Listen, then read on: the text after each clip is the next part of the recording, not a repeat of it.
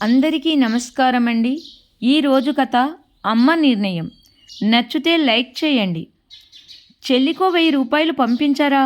ఈ నెల వాళ్ళ ఆయనకి కటింగ్స్ ఎక్కువయ్యాయట. జానకి పెద్ద కొడుకు రఘుతో చెప్పింది. ఒకసారి అక్కయ్యకు పంపించాలి అంటావు, ఒకసారి చెల్లికి ఇబ్బంది అంటావు. తమ్ముణ్ణి పంపించమనవచ్చు కదా, నీ పెన్షన్ అంతా వాడికే ఇస్తావు అంటూ కస్సుమన్నాడు రఘు. అదేమిట్రా అలా అంటావు? వాడికి 3 పిల్లలున్నారు. ఫ్లాట్ అద్దె నువ్వే తీసుకుంటున్నావు కదా. అక్కా చెల్లెళ్ళకి అవసరాలు వస్తే ఆదుకోవాల్సింది మనమే కదా. జానకి కొంచెం గట్టిగానే అంది. ఏమోనమ్మా, మొన్న వైదేహి రాళ్ళ అడ్డిక పెట్టుకుంటానంటే నువ్వు ఇవ్వలేదట. అది ఏడుస్తోంది. అక్కయ్య కూతురు అడిగితే కూరల సెట్ ఇచ్చావట. రఘు అలా అడుగుతుంటే జానకి నిర్గతపోయింది. పెద్ద మనవరాలు పెళ్ళికి వెళ్తూ, అమ్మమ్మ నీ కూరల సెట్ పెట్టుకుంటాను, ఇస్తావా? నా డ్రెస్కి మ్యాచ్ అవుతుంది అని అడిగితే, నీకన్నా నాకెవరు ముఖ్యులు అంటూ ఇచ్చింది. కానీ వైదేహి అక్కడే ఉందన్న విషయాన్ని అంతగా పట్టించుకోలేదు. రాళ్ళ అడ్డిక కొక్కెం విరిగిపోతే బాగు చేయించమని పెద్ద కూతురికి ఇచ్చింది. అందువల్ల వైదేహి అడిగినప్పుడు మాట్లాడకుండా ఊరుకుంది. ఆ మర్నాడే రఘు జానకి నగల్ని లీస్టు రాసి బ్యాంకు లాకర్లో పెట్టివచ్చాడు. జానకి లాకర్ ఓపెన్ చేసే అవకాశం కూడా లేకుండా ఆవిడ పేరే లేదు. జానకి భర్త జానకీరామ్ మంచి ఉద్యోగమే చేశాడు. ఉన్న ఇల్లు కాకుండా ట్యాక్స్ రిబేట్ వస్తుందని ఇంకో ప్లాట్ కూడా కొన్నాడు. జానకికి బంగారం అంటే ఇష్టమని బాగానే కొనిపెట్టాడు. రిటైర్మెంటు బెనిఫిట్స్తో ఇంట్లో ఆడవాళ్ళందరికీ బంగారం కొనుక్కోమని డబ్బులిచ్చాడు. ఆయన ఉన్నంతకాలము జానకి బ్రతుకు దర్జాగానే గడిచిపోయింది. ఒకరోజు ఉన్నట్టుండి గుండె పట్టుకొని పడిపోయాడు. హాస్పిటల్కి వెళ్ళే అవసరం లేదని 108 వాడు వచ్చి చూసి చెప్పి వెళ్ళిపోయాడు. అంతే. అప్పటి నుండి జానకి జీవితం అతలాకుతలమయ్యింది. కొడుకులిద్దరూ ఆవిడ్ని చేరి 6 నెలలు పంచుకున్నారు. స్వంత ఇంట్లోనే రఘు కుటుంబము ఉంటారు. రవి వేరే ఊళ్ళో ఉద్యోగం చేసేవాడు. ఈ మధ్యే ఇదే ఊరు వచ్చినా అత్తవారి మీద మోజుతో వాళ్ళింటికి దగ్గరలోనే ఇల్లు తీసుకున్నాడు. స్వంత ఇంట్లోనే రఘు కుటుంబం ఉంటున్నారు. పోన్లే, ఇద్దరు నా కొడుకులే కదా అన్నట్లు రవికి తన ఫ్యామిలీ పెన్షన్ రాగానే చెక్కు ఇస్తుంది. ముందు కొడుకులిద్దరూ తలో 1000 ఇచ్చేవాళ్ళు. నీకేం ఖర్చులుంటాయి, అన్నీ మేమే పెడతాము కదా అని 1000 కాస్త 500 అయ్యింది. చివరికి ఇప్పుడు అడిగితే గాని 10 రూపాయలు కూడా ఇవ్వరు. కూతుళ్ళిద్దరికీ ఏడాదికొకసారి సంక్రాంతికి పసుపు కుంకుమ ఇవ్వాలంటే ఒక చీర కొనే అవకాశం లేదు. తనకి ఎవరైనా చీరలు పెడితే వాటినే కూతుళ్లకు చలిమిడితో పాటు ఇప్పిస్తుంది. దానికి కూడా రాద్ధాంతం జరగవలసిందే. జానకి ఇంట్లో చాకిరి మొత్తం చెయ్యాలి. పుల్ల పెరుగు పడక చిన్న గిన్నెలో తోడు పెట్టుకుంటే పెద్ద కోడలు వైదేహి రోజుకొకసారి మా అత్తగారికి నాజూకు ఎక్కువ, పూట పూట తాజా పెరుగు కావాల్సిందే. ఇంటిల్లిపాది పుల్ల పెరుగు తింటుంటే ఈవిడ గారికి మాత్రము పడదు అని వినడానికి ఎవ్వరూ దొరక్కపోతే పని అమ్మాయికి 10ఓసారైనా చెబుతుంది.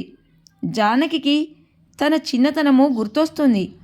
జానకి తల్లి 2 పూటలా తియ్యటి మీగడ పెరుగు వేసి అన్నం ముద్దలు పెట్టేది. వేసేవి వేస్తే ఇట్టే పుల్లబడిపోతుందని ఫ్రిడ్జులు లేని కాలం కనుక కొత్త చీపురు పుల్ల పెరుగులో ముంచి పాలు తోడు పెడుతుండేది. పెళ్ళయ్యాక జానకి తన భర్త జానకీరామ్కి కూడా తియ్యటి పెరిగే అలవాటు చేసింది. ఇంకా చిన్న కొడుకింట్లో జానకికి వంటింటి ప్రవేశం నిషిద్ధము. కాఫీ ఎవరూ తాగరు. చిన్న కోడలు వసుధ ప్రొద్దున్నే అన్నం గిన్నెంతా పెద్ద గిన్నెలో టీ పెడుతుంది. అందులో పాలు, పంచదార, టీ పొడి అన్నీ తక్కువే వేస్తుంది.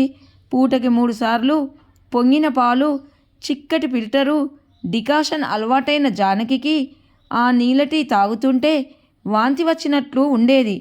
వద్దమ్మా అని తాగడం మానేసింది. మామూలుగా మాటలే ఉండని తోటికోడళ్ళు అత్తగారి మీద బాగానే చెప్పుకుంటారు. కాబోలు.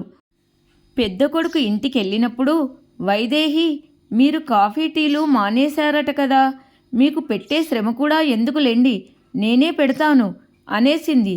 దానితో జానకికి ప్రీతిపాత్రమైన కాఫీకి కూడా గతి లేకుండా పోయింది. వైదేహికి అన్నీ వండిపెట్టినా తినడానికి లేదు. చివరికి మిగిలిన అడుగుబొడుగు తినవలసిందే. వసుధ ఇంట్లో వండక్కర్లేదు, కానీ తినేది కూడా ఏమీ ఉండదు. బయటికి మాత్రము పంచభక్ష పరమన్నాలు వండిపెట్టినట్లు చెబుతూ ఉంటుంది. రవి నమ్ముతాడు. అమ్మా, నాకు చాలా నడుము నొప్పి వస్తుందమ్మా, ఆయనకి క్యాంపులు ఉన్నాయట, నువ్వు మీ అమ్మ దగ్గర రెస్ట్ తీసుకో, నేను పిల్లలు ఏదో తంటాలు పడతాము అన్నారు, రేపు బయలుదేరి వస్తున్నాను అంటూ పెద్ద కూతురు ఫోన్ చెయ్యగానే జానకి గతుక్కుమంది. ఏడాదికొకసారి వచ్చినప్పుడు మరదళ్ళ మూతి విరుపులు పెద్ద కూతురికి కొత్తేం కాదు, కానీ ఇలా ఒంట్లో బాగలేదని వస్తే వైదేహి రఘు ఏమంటారో అని జానకి భయము. అమ్మ దగ్గరికి రావడానికి కూడా భయపడాలా అంటుంది పెద్ద కూతురు. జానకి కూర్చొని తీవ్రంగా ఆలోచించింది. తమ స్వంత ఊర్లో ఒక పాతకాలం నాటి పెంకుటిల్లు ఉంది. జానకి వాళ్ళ తాతగారు, ఆయన తమ్ముడు కలిసి కట్టుకున్నారు. చిన్న తాతగారికి ఒక్కతే కూతురు, భర్త లేడు. ఆమెకి కూడా ఒక్కతే కూతురు. భర్త పెళ్ళైన నెలకే వదిలిపెట్టి వెళ్ళిపోయాడు. ఆ అమ్మాయి అదే ఊర్లో ఎలిమెంటరీ స్కూల్కి టీచర్గా పనిచేస్తుంది. తల్లి కూతురు ఆ ఇంట్లోనే ఉంటారు. జానకి తాతగారి వాటా వాళ్ళకే వదిలిపెట్టేశారు. జానకిరామ్తో కులాసాగా కాపురం చేస్తున్నప్పుడు ఈ విషయాలు తెలిసినవి. జాలిపడడం తప్ప ఇంకేమీ చేయలేదు. ఈ పరిస్థితిలో ఆ ఊరికి వెళ్ళి కొన్నాళ్ళు ఉండి వస్తానని కొడుకులకి చెప్పి పెద్దమ్మాయిని కూడా అక్కడికి పిలిపించుకుంటే బాగుంటుందని జానకి నిశ్చయించుకుంది. రఘు, నేను మా తాతగారి ఊరికి వెళ్ళి మా అత్తయ్య దగ్గర కొన్నాళ్ళు ఉండి వస్తాను. రఘు ఆఫీస్ నుండి రాగానే చెప్పింది జానకి. ఆ ఊళ్ళో ఎవరున్నారు? మీ అత్తయ్య అంటే నల్లగా పొట్టిగా ఉంటుంది, ఆవిడేనా? రఘుమొహము చిట్లించాడు. జానకి వాళ్ళ అత్తయ్య మనిషి బాగుండదు, కానీ మనసు మాత్రం వెన్న. రఘు మాటలకు కోపం వచ్చినా తమాయించుకొని, అవును ఆవిడే, ఈ మధ్య ఒంట్లో బాగుండటం లేదట, నాకు తెలిసిన వాళ్ళు చెప్పారు అంది. ఎల్టీసీ మీద ఊళ్ళు తిరిగి రావాలని, జానకి పేరు మీద వాళ్ళ అమ్మని తీసుకెళ్లాలని వైదేహి ఒకటే పోరు పెడుతుంది. తమ్ముడింటికి పంపిద్దామంటే మరదలు ఒప్పుకోదు. నెల క్రితమే అక్కడి నుంచి వచ్చింది. పిల్లాడికి సెలవులు కూడా ఇచ్చారు కనుక టూరు వెళ్ళడానికి ఇదే మంచి సమయం. ఇప్పుడు తల్లే ఊరు వెళ్తాననేటప్పటికీ కలిగిన ఆనందాన్ని పైకి కనిపించనీయకుండా సరే నీ ఇష్టము అన్నాడు తప్ప టిక్కెట్కి డబ్బులు కావాలా అని కూడా అడగలేదు. జానకిరాముతో పాటు పనిచేసిన ఒక ఆయన వచ్చి పాత ఏరియల్స్ శాంక్షన్ అయ్యాయి అని చెప్పిన మాట జానకికి సడన్గా గుర్తుకు వచ్చింది. రఘు ఆఫీస్కు వెళ్ళగానే వంట పూర్తి చేసి బ్యాగు సర్దుకొని కోడలికి ఇలా ఊరు వెళ్తున్నాను అని చెప్పింది జానకి. టైం 11 దాటుతున్నా కనీసం అన్నం తిని వెళ్ళండని చెప్పే సంస్కారం కూడా లేని వైదేహి తలాడించి టీవీ సీరియల్లో మునిగిపోయింది. జానకి తిన్నగా జానకిరామ్ ఫ్రెండ్ ఇంటికి వెళ్ళి చెక్ ఇస్తాను, ఏరియల్స్ డబ్బు అప్పుగా ఇమ్మని అడిగింది. ఆయన ఏ విధమైన ప్రశ్నలు వేయకుండా జానకితో పాటు బయటకి వచ్చి ఏటీఎంలో డ్రా చేసి ఇచ్చాడు. ఏ ఊరు వెళ్ళాలో కనుక్కొని బస్టాండ్లో దింపి టిక్కెట్ కొనుక్కొని వచ్చాడు. ఆయన మొబైల్ నుండే పెద్ద కూతురికి ఫోన్ చేసి ఊబాలంక గ్రామానికి రమ్మని చెప్పింది. రాత్రి అవుతుంటే అమలాపురంలో దిగి బస్సు మారి ఊబాలంకకి జానకి చేరేసరికి వాళ్ళ అత్తయ్య కాంతము సందు చివర్లో నిలబడి ఎదురు చూస్తుంది. అక్కడికి దగ్గరలోనే ఉంటున్న జానకి పెద్ద కూతురు సౌమ్య కూడా కాసేపట్లో రానే వచ్చింది.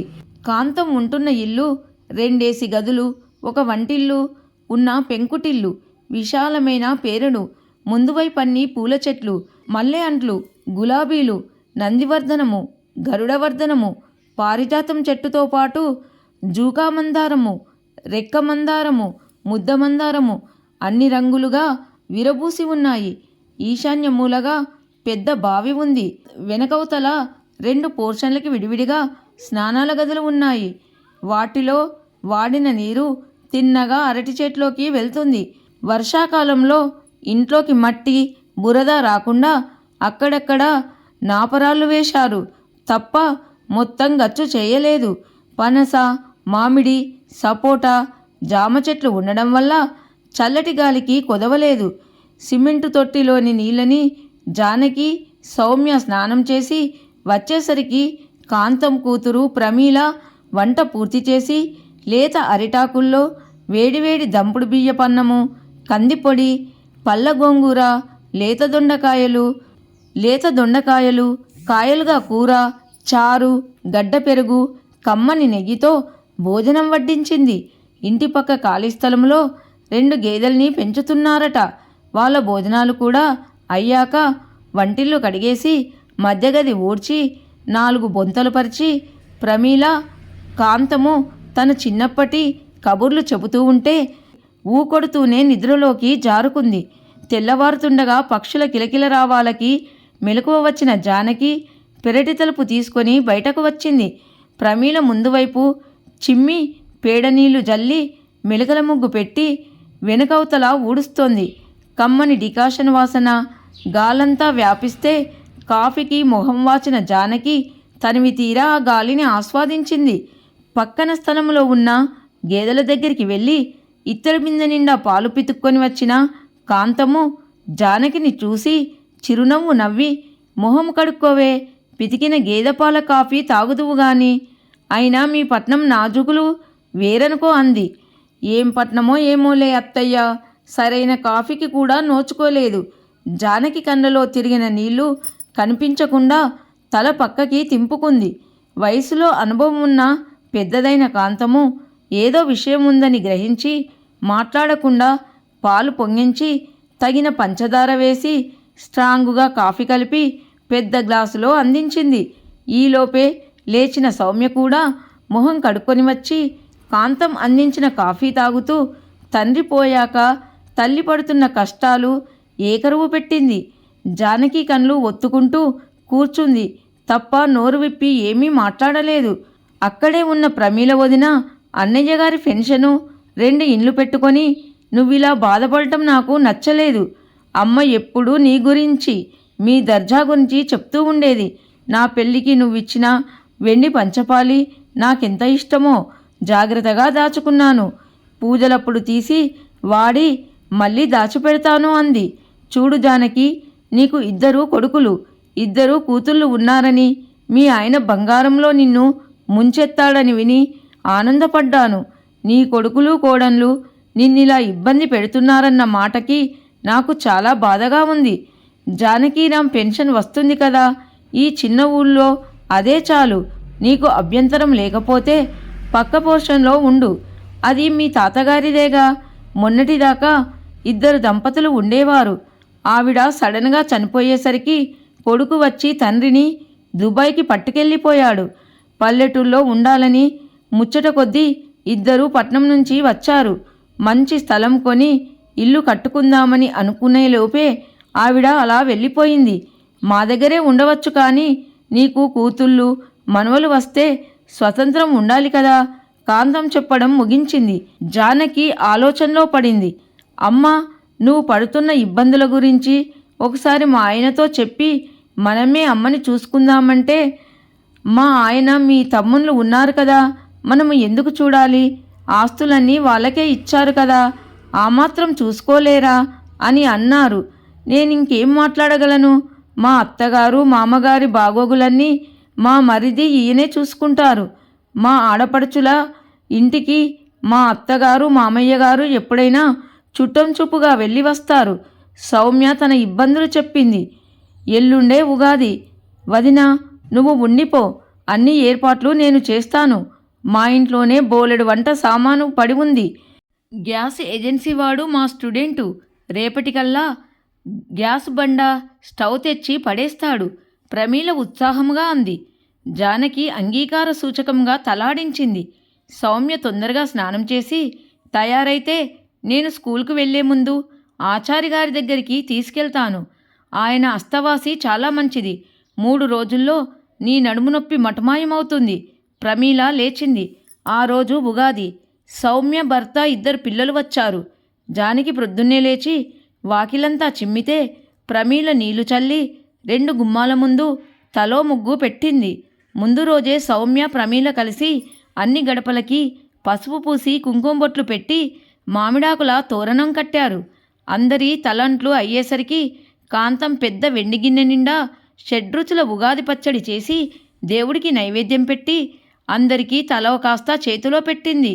ఉప్పు, కారము, పులుపు, వగరు, చేదు, తీపి సమపాలలో పడి ఉగాది పచ్చడ ఎంతో రుచిగా కుదిరిందంటే సౌమ్య కొడుకు కూతురు చిన్న గిన్నెలు తెచ్చుకొని మళ్ళీ పెట్టించుకొని తినేశారు. 11 గంటలకల్లా జానకి కాంతం కలిసి గుత్తి వంకాయల మెంతికారం కూర, బంగాళదుంపల వేపుడు, కొబ్బరి, మామిడి పచ్చడి, గోంగూర పచ్చడి వేయించి వండిన పప్పు, ముక్కల పులుసు, బొబ్బట్లు, సేమియా, పాయసము, పులిహోర, బజ్జీలు తయారు చేశారు. పేరట్లో ఉన్న అరటి చెట్టు ఆకులు కోసుకొచ్చి వరుసగా వేసి సౌమ్య ప్రమీల వడ్డన్లు చేశారు. కాంతాన్ని, జానకిని కూడా బలవంతంగా భోజనానికి కూర్చోబెట్టారు. స్వతహాగా భోజన ప్రియుడైన సౌమ్య వల్ల ఆయన శేఖర్ ఆస్వాదిస్తూ తింటూ, అత్తయ్య గారు, మామయ్య గారు పోయాక మళ్ళీ ఇప్పుడే మీ వంట పాకాన పడింది అనేశాడు. మా అమ్మ ఎప్పుడు రుచిగానే చేస్తుంది. మీకే ఈ వాతావరణం బాగా నచ్చేసరికి రుచులు బాగా అర్థమయ్యాయి అంది సౌమ్య నవ్వుతూ. అంతేనంటావా? అయితే ఓకే అన్నాడు శేఖర్. అతని అభినయానికి అందరూ ఒక్కసారిగా నవ్వేశారు. అందరి నవ్వులతో ఆ పాతకాలం ఇల్లు కలకలలాడింది. కథ సమాప్తం. నచ్చితే లైక్ చేయండి. అందరికీ ధన్యవాదములు.